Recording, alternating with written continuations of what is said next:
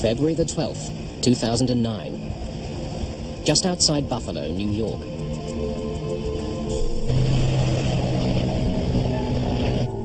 Gear down. Looks alive.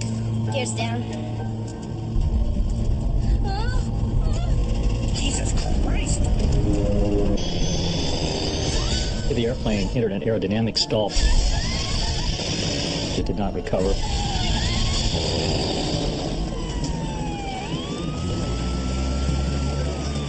It was one of the grisliest, nastiest scenes that I think I've seen. The crash of Continental Connection Flight 3407 would be one of the NTSB's most important in decades, and would see a grieving father fight for changes to the laws governing small airlines. I'm focused and determined to change what exists, and not have another dad sitting here.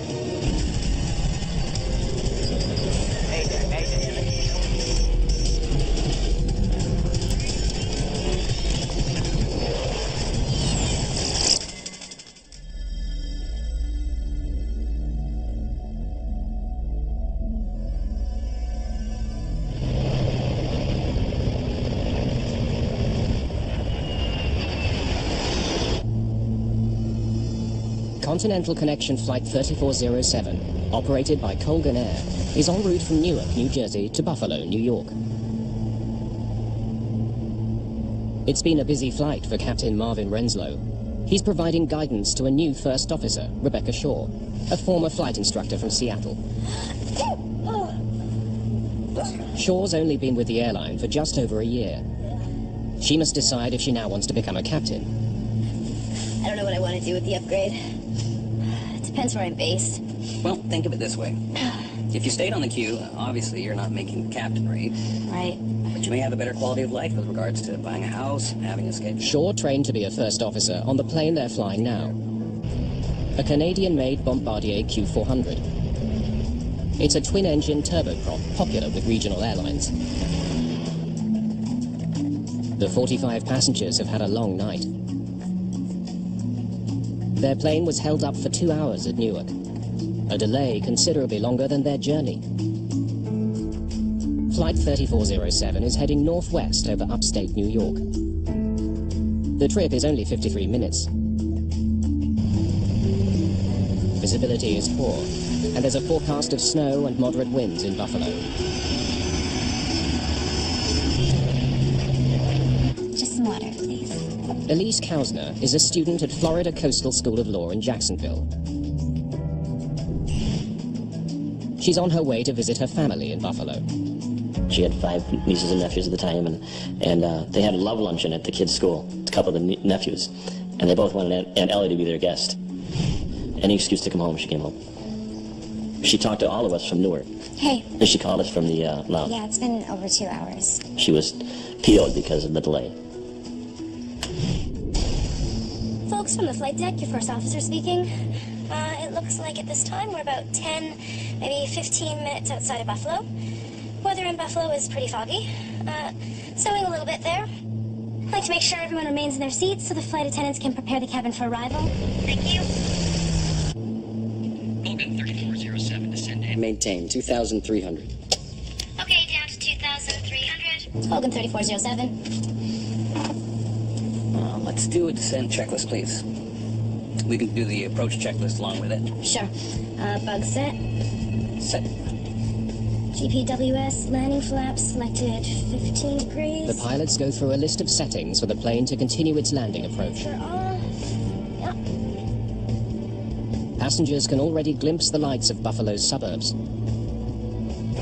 Clarence Center is on the approach path for aircraft landing at Buffalo's airport.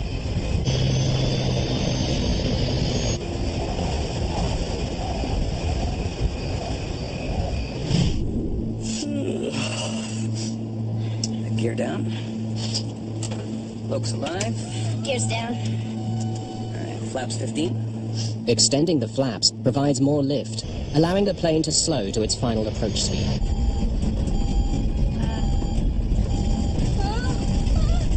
Jesus Christ! Suddenly, the control column starts to shake. The Q400 is slipping out of control. Captain Renslow struggles to keep his plane flying. But it seems to have a mind of its own.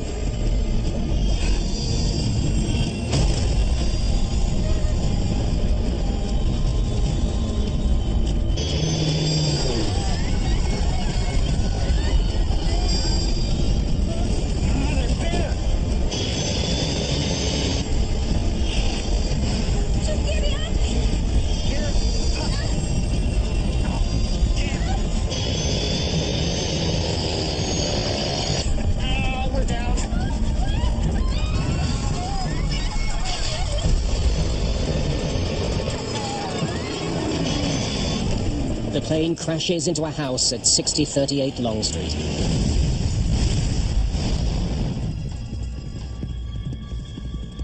At air traffic control in Buffalo, Flight 3407 disappears from radar.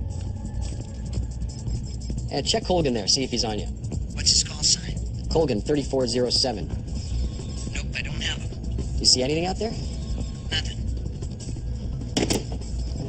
All right, call the fire department. I'll never forget the dispatcher's words, plane crash, house on fire. I immediately got my shoes on and my coat on, got in my truck and started heading down the driveway. Firefighters don't have far to go. 6038 Long Street, home of the Valinsky family, is less than a block from the Clarence Center station. As I turned towards the village, the whole village was aglow. You could see the smoke, you could see the flame.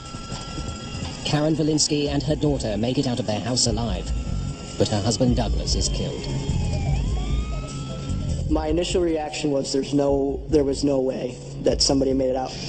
But the EMS division reported that they had 2 people and they were taking them to the hospital. And I said, well, which firefighters are they? And they said, they're not firefighters, Chief, they're survivors from the house. I actually physically had to go to the ambulance and look inside for myself to believe. Firefighters have never seen a blaze like this. If you've ever gone to a bonfire and stood 5 feet from it and you couldn't take it anymore, that's what it felt like from 100 feet away. The height of it was just unbelievable, obviously because of the fuel that was probably added to it, and the debris area was very large. It was a very, very horrific sight. We live in the town where the plane went down, right down the road. My son was driving home from a soccer game, and went right by the plane crash and called me up and said there's a plane down in Clarence. Never really entered our brain that it was Ellie's plane. Flight 3407 has crashed 8 kilometers short of Buffalo Airport. All 49 passengers and crew are dead, including Captain Marvin Renslow and First Officer Rebecca Shaw. But many more people could easily have been killed. You picture a house, and to see a plane on top of this house, no more house left, no more plane, only the tail section. You're asking yourself, how in God's creation did this happen? And not wipe the whole block out. The next call was again from my son and said, in fact, it was Ellie's plane. And I said, Dad, there's no survivors. At which point my wife shrieked and just hit the ground. Chris said he's never heard his mother make a sound like that, and I hope he never does again. So that's when we knew that she was gone, and that was probably within 45 minutes of the accident.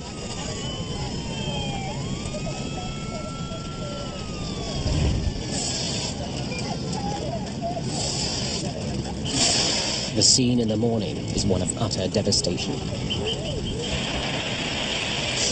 Clint Crookshanks from the NTSB. Can I start poking around? Clint Crookshanks is one of the first investigators on the case. When we arrived on scene, there was a fire still burning. It turns out it was from a gas line that had been broken in the house. The firemen would put the fire out and it would reignite every couple of minutes. It was one of the grisliest, nastiest scenes that I think I've seen. Flight 3407 may have been a small plane, but it's the worst crash in the US in more than 7 years. It will become one of the NTSB's most important investigations.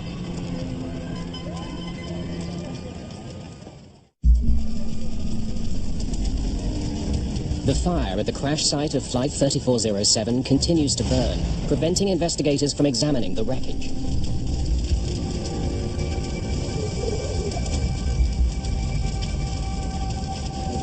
That's where I think The airplane had crashed into a house, and then it had burned all night long, so all the debris was basically in the house.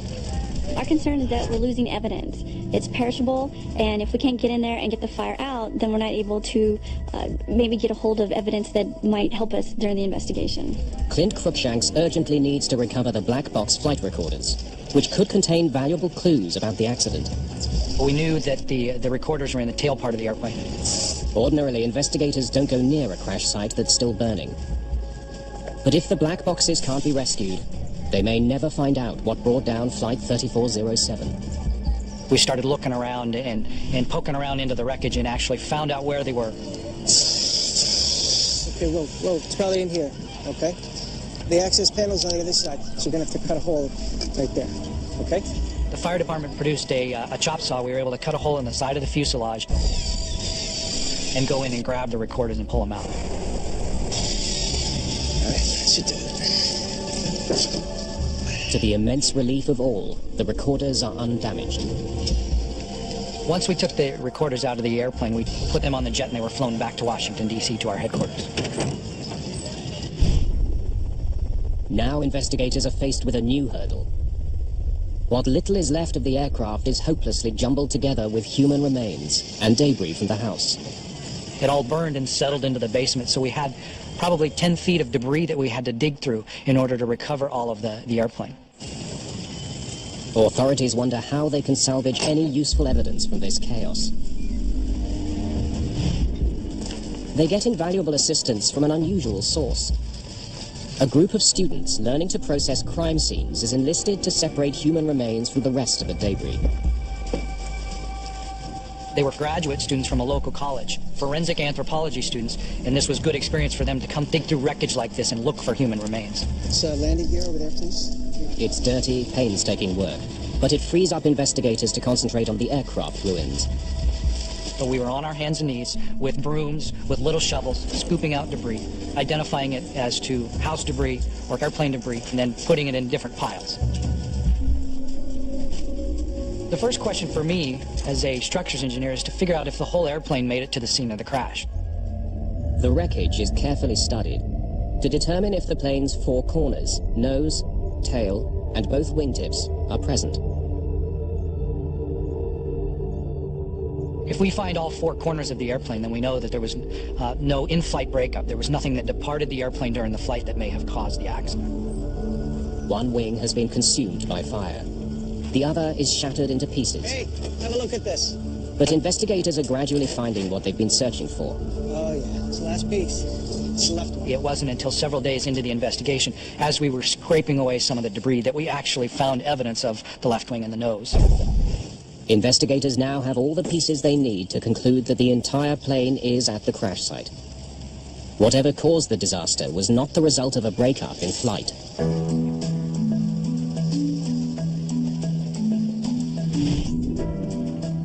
The tragedy of Flight 3407 is under intense scrutiny at the NTSB offices in Washington. Officials there try to determine if some kind of malfunction caused the crash. On this particular accident, we knew it was a landing accident, so we wanted to check the aircraft's performance, and then also we checked for flight control continuity. Much of this responsibility falls to Scott Warren. My role in the investigation was to be the systems group chairman for the safety board, so I was in charge of looking at all of the aircraft systems. Warren analyzes the aircraft's cockpit voice recorder, or CVR, to determine if there were any indications of a problem in the cockpit. Prepare the cabin for arrival. Thank you. Is that ice on the windshield? He discovers that 6 minutes before the crash, the crew of Flight 3407 had noticed a buildup of ice on the aircraft. Got it on my side. Don't have yours? Oh, yeah. Oh, it's lots of ice. Ice can be a deadly threat to any airplane. If an aircraft has ice on it, it will have more drag on it, so it'll require more power to maintain a given airspeed. Oh, yeah. It's the most I've seen on the leading edges in a long time. Until a year ago, Rebecca Shaw had no experience with ice on an aircraft. I'd never seen ice in conditions. Never de-iced. Never experienced any of that. When ice accretes on a wing, it adds weight to the airplane, but most importantly, it changes the shape of the wing. And of course, it's the shape, the curved shape of the wing that actually creates the lift.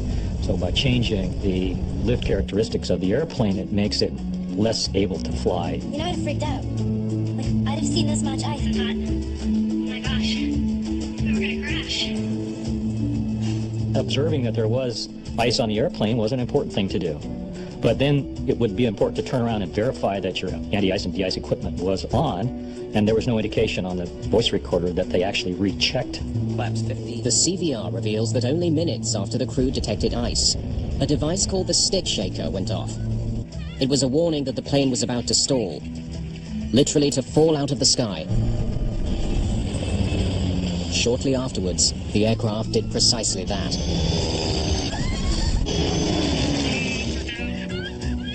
We know there were icing conditions. The only question was, were they bad enough to induce this airplane to have a failure? Ice is now the chief suspect in the crash of Flight 3407. If it's ice, let's prove it. We were all convinced that we had an icing accident. We said, yeah, it's going to be an icing accident. We just got to make sure we look for these few key aspects of icing, verify that, and we're good. But some of the victims' family members are less convinced. Our initial thought was that it was an ice-related incident. There was an icy night and brought the plane down. And as we began to talk to people who knew airline travel, who were pilots themselves, they would look kind of askance and say, I don't think so. That doesn't make sense. Some investigators share that suspicion. Scott Warren knows a plane like the Q400 has a sophisticated de-icing system. It's designed to keep ice from building up on the wings and other critical parts of the aircraft. To prevent ice accumulating, the plane has rubber bladders along the front of the wings, called de-icing boots. A series of valves uses air from the engines to inflate the boots and crack the ice off the wing. Those boots are designed to inflate periodically, and that inflation breaks off the ice that's accumulated on those leading edges. Warren now wonders if the crew of Flight 3407 actually turned on their de-icing equipment. He studies data from the plane's other black box, its Flight Data Recorder, or FDR. It tracks the workings of crucial aircraft systems, including the de-icing mechanism.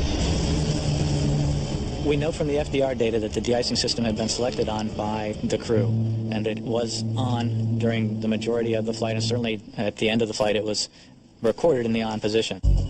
But now Warren needs to figure out if the device was actually working. Just because the data records that the system is on, that's a start, but you can't necessarily believe that one piece of information.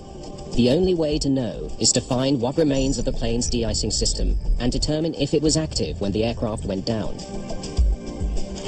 Clint Cruikshank's team hunts for a crucial component of the system, the valves. Excuse me. Okay, everyone, I just want to... For the de-ice valves, we said, here's what it looks like. Look for something like this. If we can find those valves and we can test them and see if they're operating correctly. The valves were very important to us because they are the key component that moves air from the engines where the bleed air originates for the de-icing system.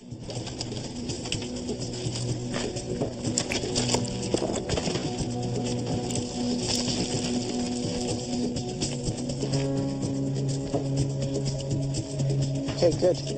5 more to go.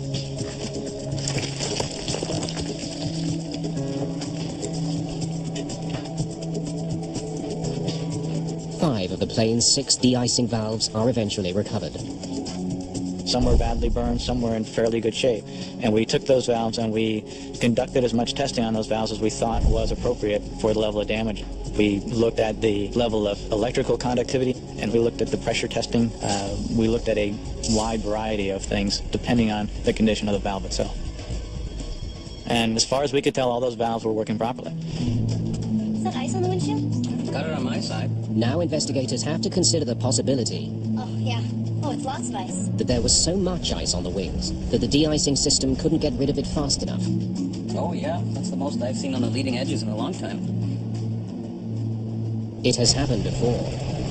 In Roselawn, Indiana, a French-built commuter plane crashed in 1994 after suffering a catastrophic buildup of ice on the wing.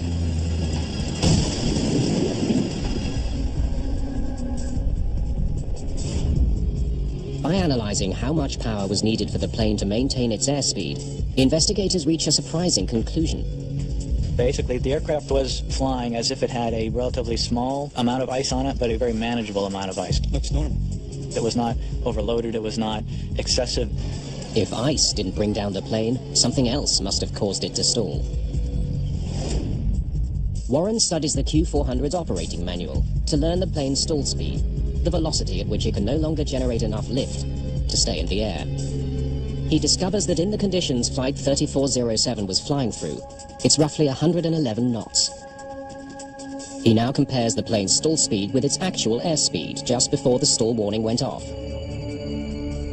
131 knots, well above the danger zone. Flaps 15. When the stick shaker went off, Jesus Christ! they were not necessarily at the edge of assault.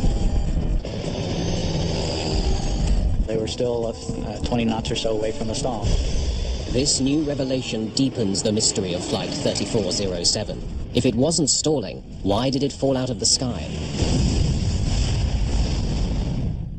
Investigators turned their attention to the critical seconds before Flight 3407 went out of control. They looked for clues that could explain why the stall warning went off when the aircraft was flying well within its safety margins. They discovered that this plane has a unique feature known as a reference speed switch. It governs the sensitivity of the plane's stall warning. Very few airplanes, in my experience, have such a switch. This airplane is the only one I know of that has an actual switch on the overhead panel. It was designed by the manufacturer to be an extra safety feature. So that variable ref speed? Pilots are supposed to turn on the reference speed switch when they're going to be flying through icing conditions. And we'll probably be picking up some ice. When in the increase position, it reminds pilots to fly faster to counteract any drag effect ice will have on the aircraft. When you are in icing conditions and ice does accrue on the wing, it can cause the stall speed to go up. And so this ref speed switch correspondingly causes the warning to come on sooner or at a higher speed. What that switch does is it basically changes the trigger settings for the stick shaker. So we had to ask the manufacturer, how does this switch work?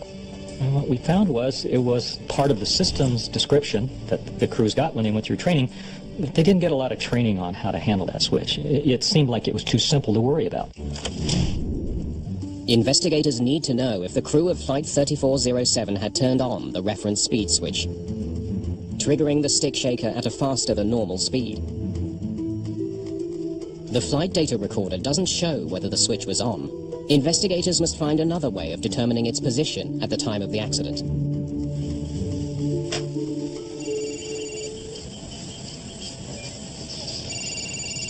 Done here? Clint Crookshanks is given a new priority. All right, I'll see if we have it.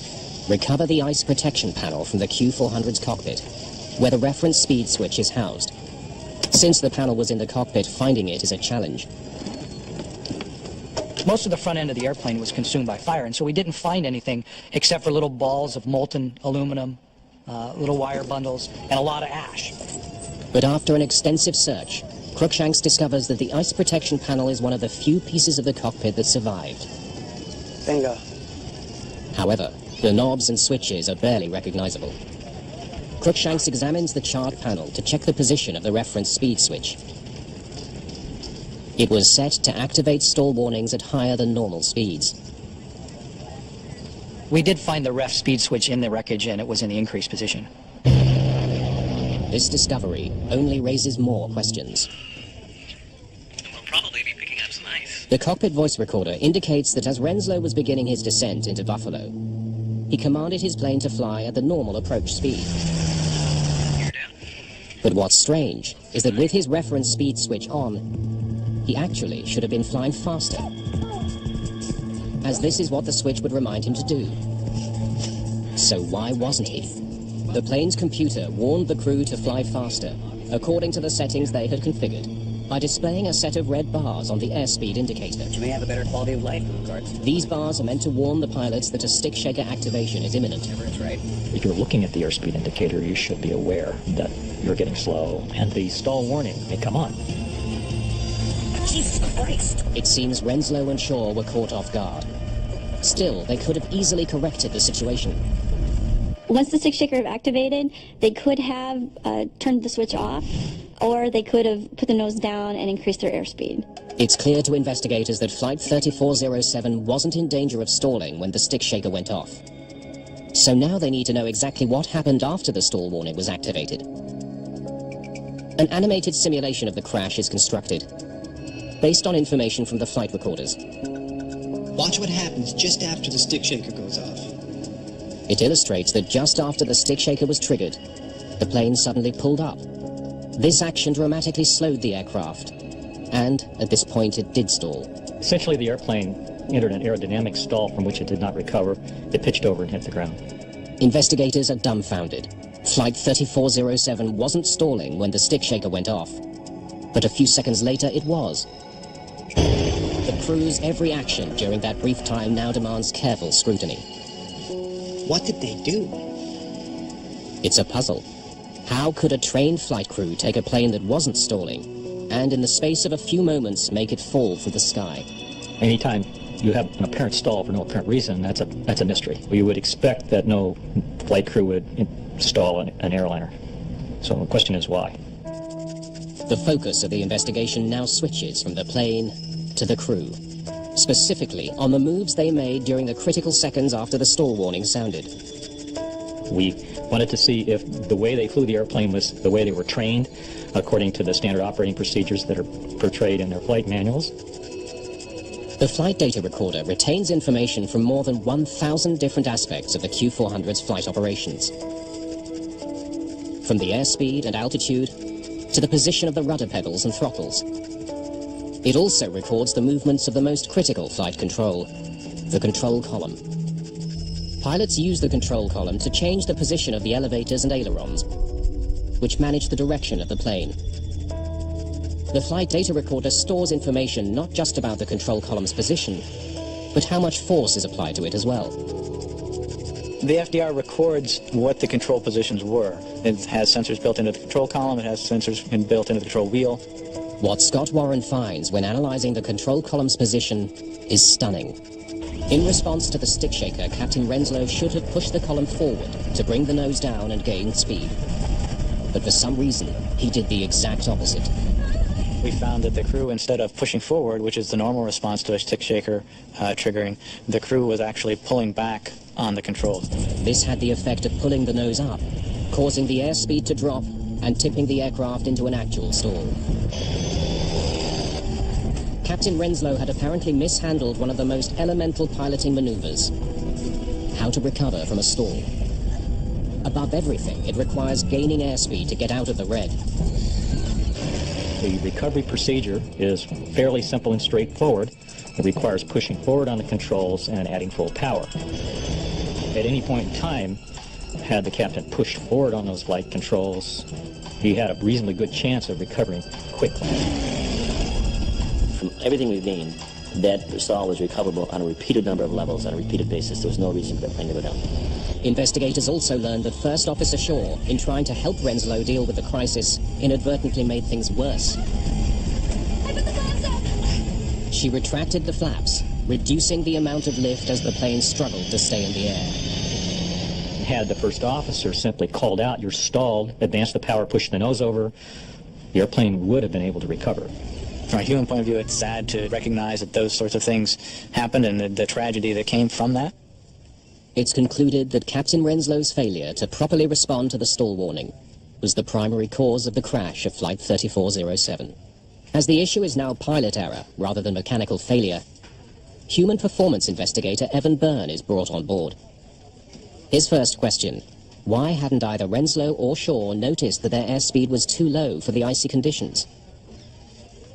In this case, we can look back towards the fact that there were clear and conspicuous cues of the deteriorating airspeed that were not heeded by the captain. Byrne listens to the cockpit voice recording to try to understand what might have led to that oversight. Exactly. Where you could be home with your husband to take care of and all that stuff. He learns that the crew had been talking throughout the flight. The conversation continued during the landing approach. It's a violation of a rule known as the sterile cockpit, which bans non-essential conversation during critical phases of the flight. You're going to be upgraded in 6 months. Blah, blah, blah. Quite simply, it prohibits conversations that aren't related to the operation of the flight. Let's do a descent checklist, please. Take it to the approach. Bugs it. Byrne also discovers that because of the cockpit banter, the crew performed critical checklists and briefings late. Off. Hydraulic pressure and quantity. Distracted, the crew probably didn't see the red bar, indicating they were flying too slowly for the conditions the plane had been configured for. On. Approach checklist complete. Rock and roll. When crews deviate from standard operating procedures and perform checklists late or don't make the required callouts, they become more vulnerable to subtle mistakes that they may make inadvertently that could lead to startle and surprise or unanticipated events that they have to respond to. The evidence is unequivocal. The crew of Flight 3407 was badly distracted throughout the approach. Came in when we interviewed. They said, yeah, you're going to be upgraded in 6 months. They had forgotten a key setting they had made that required them to fly faster than normal. They had missed indications that they were flying too slow for icing conditions. Then Captain Renslow had reacted incorrectly to a stall warning, sealing the fate of the plane. Evan Byrne wonders, what could have caused a trained airline flight crew to have made such missteps? He finds a clue on the cockpit voice recording. Excuse me. The crew was showing signs of fatigue. Could Renslow and Shaw have been too tired to function effectively on the flight deck? It's a tough question. Answering it will require tracking their movements during the 72 hours leading up to the crash. It's basic gumshoe detective work in the investigation where we're trying to collect as many facts as we can. Byrne interviews the families of the pilots. Could I speak to Mrs. Renslow, please? He studies the pilots' mobile phone bills and records of text messages. He searches the airline's computer system to determine if and when the crew used it to check their schedules. He needs to track their every move. And what time did Rebecca leave the house? We're talking to colleagues or other pilots, check airmen, instructors, and we ask all those people about the pilots, about their recent activities. He learns that neither pilot actually lived anywhere near Newark, but could not afford to stay in hotels on their salaries. Captain Renslow was earning $60,000 annually at Colgan Air. First Officer Shaw was being paid less than $16,000 a year, substantially less than an average bus driver. As a result, both pilots had made long cross-country commutes to Newark. Captain Renslow from his home in Florida, and Rebecca Shaw from Seattle, Washington. In fact, Shaw had commuted all night from Seattle on a cargo flight that connected through Memphis. Captain Renslow had spent the night in the airline's crew lounge at Newark Airport, after having already worked 2 days. He was seen sleeping on a couch in the lounge. It was against company rules, but pilots who couldn't afford housing near the airport did it anyway. Records show that at 3:10 a.m. on the morning of the crash, Renslow was awake. He checked his work schedule on the airline's computer network.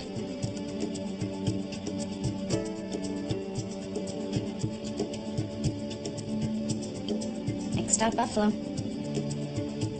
At 7:29 a.m., Rebecca Shaw sent a text message to her husband, telling him she'd arrived safely in Newark. Hi, honey, it's me.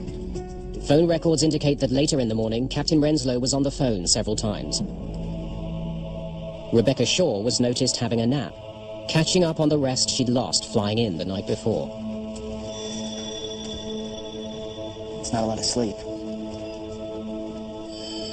We ultimately concluded that it was likely that both crew members were experiencing some effects of fatigue at the time of the accident. Her job is to watch the airspeed.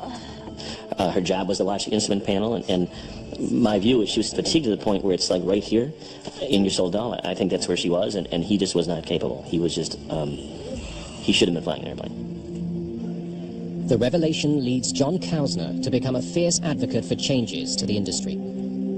He raises awareness among both lawmakers and the public about the need to improve regulations governing pilots at regional airlines. This is just saying we support 3407 families, their fight for aviation safety, and these representatives and congressmen and senators have done that for us, and we're very appreciative. He takes his fight all the way to Washington, D.C. We needed to do something, and so we began to advocate in Washington weekly, every other week. I mean, we've made innumerable trips down there. And immediately the families just gelled. We all attended the hearings and began to say, this is what we can do. The crash of Flight 3407 focused the world's attention on a growing safety problem. The relatives of those who were killed will help eliminate that threat. The crash of Flight 3407 exposed wide-ranging shortcomings in the regulations that govern regional airlines. These smaller airlines now make up half of all daily passenger flights in the US. Their pilots are generally younger, less experienced, earn less, and work long hours. Their levels of safety are way different from the majors. They have a much lower threshold in training, in ability, so in pay, obviously, so they can attract a higher qualified pilot. There are pretty low wages, pretty difficult working conditions, and we don't seem to attract the same level of applicant that we used to. Some regional airlines get into a bind, and they have to hire the first people that meet the minimum. In the US, of the 7 fatal accidents involving passenger jets over the past 10 years, 5 have involved regional airlines. Those include the crash of Delta Connection Flight 5191 in August 2006, which killed 49 people when the crew took off from the wrong runway. John Kausner's campaign to change laws governing pilots has paid off. We relied on your support. We needed your support. You nurtured us. We want to thank all of you, from all of us. A year and a half after the crash, under pressure from Kausner and other victims' family members, the US Senate passed a bill which toughens training requirements and forces the FAA to draw up new rules on pilot fatigue. Studies into the problem of overtired pilots are already underway. At the University of Iowa, researchers are developing a system that could help pilots resist fatigue, stay engaged with the critical task of flying, and prevent future tragedies like that of Flight 3407. Thomas Schnell is a human factors engineer. We use a number of neurocognitive and physiological sensors that we apply on subjects, pilots that we invite for our studies. He's studying how pilots stay alert on the flight deck as a test subject conducts a cross-country journey in a simulator. Using sensors, he can determine how alert and engaged a pilot really is. The research could lead to the development of fatigue detectors on airplanes. We are trying to predict pilot state so that we can adjust something on the flight deck to prevent the problem from getting worse or starting in the first place. We monitor brain activity, eye movement activity, heart, the EKG and respiration and other parameters in an effort to figure out what the pilot's or the crew's state is. Are they fatigued, overworked, are they disengaged or distracted? This section is where they were really drowsy, and you can see that the gaze has become kind of bored. Schnell instructs the flight simulator to trigger a major systems failure in the cockpit. Still good. Everything's good. Hydraulic systems have failed. Flaps have not failed. Crank up that heat map so we can see what this brain activity was. Brace for impact. When a crew is fatigued, what you might see is their reaction to events may slow down. So you'll see mistakes being made on the flight deck. It's precisely these kinds of mistakes on the part of Renslow and Shaw that ultimately crashed Flight 3407 and killed 50 people. It's a tragedy that should not have happened. It was foreseeable, was preventable, and it's repeatable if we don't do something about it. I'm focused and determined to change what exists and not have another dad sitting here.